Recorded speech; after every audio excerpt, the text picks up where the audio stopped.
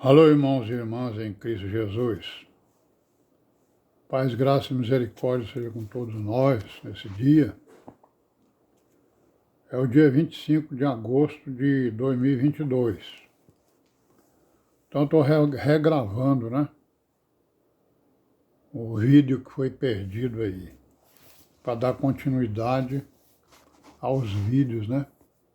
Que eles têm uma certa sequência, né? Então, no vídeo anterior, nós paramos aí no Otto, né? Uma pessoa que se levantou lá na Alemanha, como imperador, certo? E aí ele, a sua disputa lá com o Papa, né? Ele então começou a controlar os negócios da Igreja Romana lá na Alemanha, nomeando bispos, abades, cargos, né? Da sua confiança. E isso aí fez com que o Papa, né? Terminasse coroando esse Otto como rei do Sacro Império Romano, no ano de 962, né? Então, o que o Otto fez? O Otto ele unificou toda a Europa sob o Império Romano Germânico, né? Certo? Então, o que ele fez? Ele fundou, né, praticamente um outro império, com o nome de Império Romano Germânico, que era também um império sacro, né? Era um império que tinha participação da Igreja Romana. E esse império, ele durou até o ano de 1806, né? Então durou muito tempo, né? Mais de 1000 anos, certo? Então nesses 1000 anos aí aconteceram muitas coisas, né? Se a gente for ver a história de forma mais detalhada, que é o que nós não estamos vendo. Nós estamos vendo aqui coisas principais para a gente chegar exatamente às origens, né? De toda essa parafernália herética que existe dentro do cristianismo, que está aí, né? Pervertido, cada vez mais pervertido pelas religiões, né? Pelas denominações, que em cada esquina tem uma. Então nós vamos voltar aqui, ó, as chamadas doações de Constantino, né, lá para trás, né? E de Pepino, né? Que cederam terras ao papado, elas foram reivindicadas pelo Papa em meados do século IX, lá pelo ano 850, né? Então elas foram reivindicadas. O Papa estava sendo, digamos assim, ameaçado, né, de perder essas doações, então ele começou a reivindicar. Essas reivindicações tiveram como base, ou a justificativa, né, de que elas eram chamadas das falsas decretais do Papa. Olha aí. O que aconteceu? Saiu uma onda lá na Europa de que essas doações eram falsas doações decretadas pelo próprio Papa, né? Certo? Então as reivindicações já tiveram como base ou justificativa essas doações, que eram tidas como falsas, né? Eram chamadas de falsas decretais do Papa, do papado, e que incluía essas doações e vários decretos papais, né? Desde o Papa, né, o Papa Clemente lá da lista, né, dos romanos lá, né?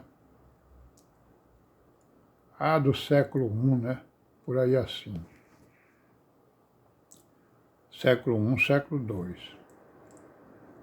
II. Falsas ou não, né? As decretais foram usadas pelo Papa e para o Papa, né? para impor a sua supremacia sobre a hierarquia da Igreja Romana e sobre os imperadores, né? Porque ele estava vendo que estava sendo ameaçado, né, lá as terras papais, então ele reivindicou, não, essas terras aqui quem deu foi o Constantino e o Pipino lá para trás.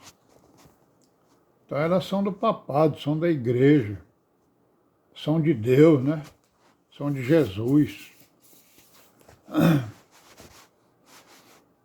Então, com a conversão da Escandinávia, né? Então, a Escandinávia lá, a Suécia, né? Dinamarca, os países lá da Escandinávia, eles se converteram, né? Ao poder papal. Então, isso aí aumentou grandemente, né? A Igreja Romana, o seu poder, né? E o poder papal, certo? Então a Igreja Romana ela se tornou a igreja oficial lá na Suécia, na Noruega, na Islândia, né? Por volta dos anos 800, 900. E isso aí fortaleceu grandemente o Papa, né? E ele pôde então reivindicar lá suas terras, né? Com base nas doações do Constantino e do Pepino. Isso é uma coisa importante porque fortalece o poder papal contra o imperador, certo?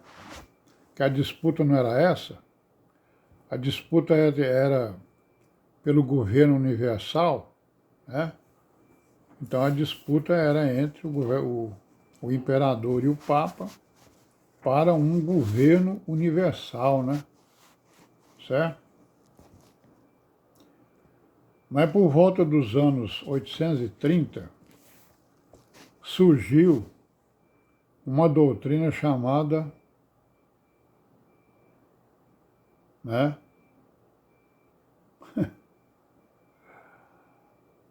Uma doutrina chamada filioque, né? A doutrina do milagre divino, né? Certo? Apareceu aqui a doutrina do milagre divino. Desculpa aí, não é filioque, não, é a doutrina do milagre divino. Que era o quê? Que era a transformação do pão e do vinho no corpo e no sangue do Senhor Jesus, né? Certo? E essa doutrina ela foi oficializada no ano de 1245, né? E foi definida no Concílio de Trento, lá em 1545. E foi chamada de transubstanciação, né? Do pão e do vinho no corpo do Senhor Jesus, né? Então, a doutrina do milagre, né, divino, de transformar, né, o pão e o vinho da ceia, do memorial, né, no corpo e no sangue do Senhor Jesus, e que isso permanece aí até os dias de hoje. Então nós estamos vendo aí que vem lá desde o ano, né, 830, por aí assim. Mas na verdade isso vinha, né, desde o primeiro século, certo? Vinha vindo aí juntamente com outras heresias conforme nós vimos, certo? Aí nos anos 900 ao ano 1100, né, esse período aí, aconteceu uma reforma dos mosteiros, né, certo? Os mosteiros eram o quê? Eram a habitação dos monges, eles ficavam ali, né, isolados nos seus quartos, né, nas suas clausuras, digamos assim. E aí, então, apareceu, né, uns problemas, e eles, então, resolveram fazer uma reforma, né? Essa solidão, né, esse fato deles estarem solitários nos seus quartos, né, houve exatamente um descambamento para a corrupção, né? E acumulação de riquezas, né? Por parte dos monges, dos mosteiros e coisa desse tipo. Então, vamos parar por aqui e logo mais a gente continua aí. Paz seja com todos nós e amém.